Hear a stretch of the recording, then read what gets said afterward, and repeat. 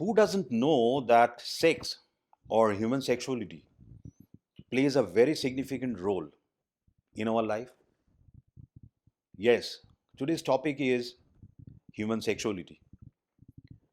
Sex actually is considered to be instrumental in making people happy, building up a family, then procreation, meaning raising kids, and finally, the kind of satisfaction that one gets out of life is apparently dependent on your sexual life. Yes, it is true. But there are certain wrong ideas or notions attached to human sexuality.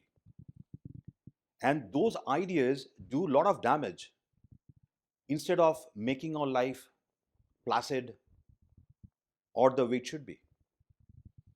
Those notions are actually very damaging and they can make your life very miserable. And on top of that, your sexual life may be hampered.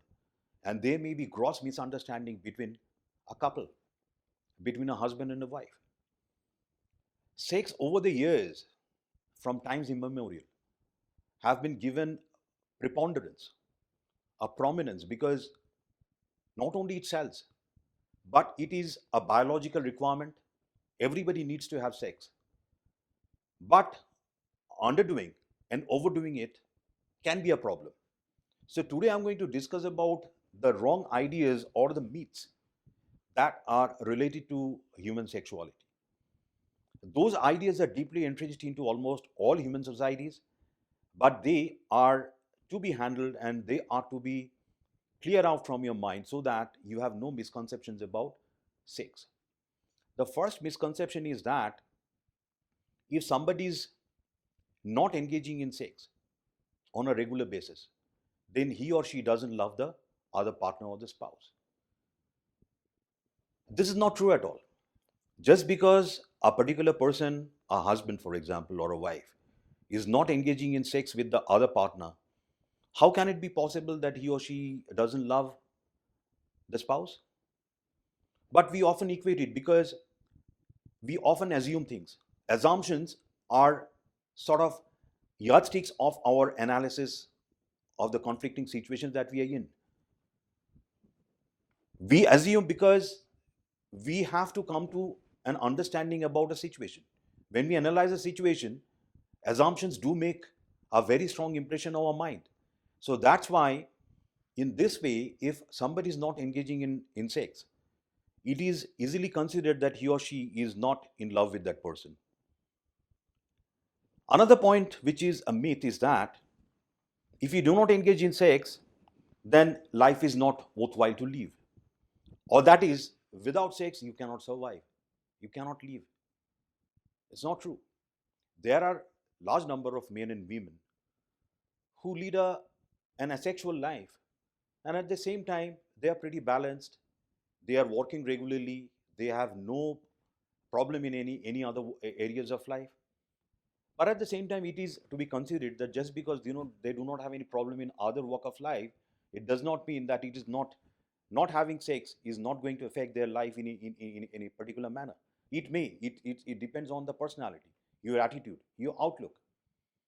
Another myth which has to be debunked, which has to be taken care of, is that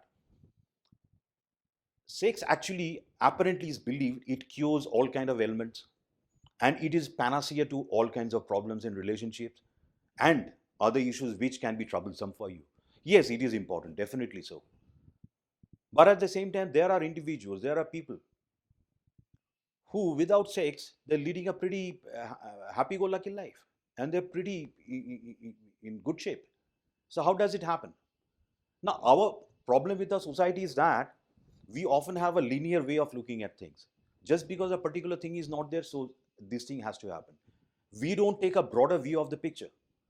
If we take other things into consideration, we'll see that there are many other factors which can cause a particular thing rather than, say, not having sex and then coming to a conclusion that this person doesn't love me. It doesn't make much of a sense. There can be other reasons also. One more thing which is to be considered as a wrong idea is that if you do not engage in sex, that probably that person is having an extramarital affair. God knows how many occasions I have encountered clients, they are not patients, where a wife or maybe a husband complaining about the other spouse claiming that he or she is not engaging in regular sex. So I have come to a conclusion that he or she is having extramarital affairs. Now, unless they have a proof, unless there is a basis, it's very difficult to tell that person. See, I'm an outsider. They come to my chamber clinic just to talk about their problem and get a solution done. But I'm nowhere in the picture.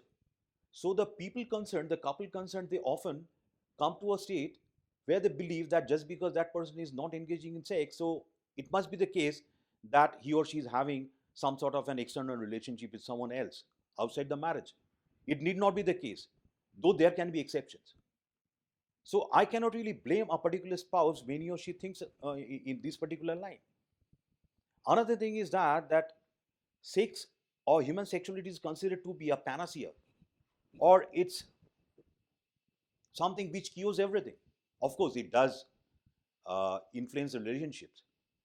And at the same time, it is considered that if you engage in sex or regular sex, it apparently helps in various elements which are cured and you recover from it.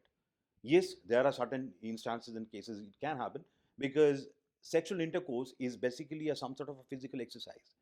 It pumps up your heart, your blood circulation increases, and overall you have a very comfortable feeling after engaging in sex. So it's true that sex can definitely make an impact on your mental satisfaction, your mental functioning, and how you look at things. But it cannot be true that sex is the end all of everything. It cannot be. Another thing is that these days we are getting to see an enormous and extreme dependence or addiction on pornographic films or the blue films. Again, I have lost count of the number of clients and couples who come to me saying that they're hooked to porns and at the same time admitting they're unable to have sexual intercourse with each other. But they are unable to accept that being hooked to pornographic movies or films is actually doing damage to their personal relationships. The analysis goes like this, that more you are addicted to these adult films or the blue films, your attraction towards your partner switches onto people or women or men who are not in your real life, or maybe in your real life, but you lose attraction on your real wife or your husband. And mind you, human being by and large is an addictive individual. Individuals, they primarily have an addictive personality. So given the chance or the right opportunity, they'll often have a tendency or inclination to get addicted to something.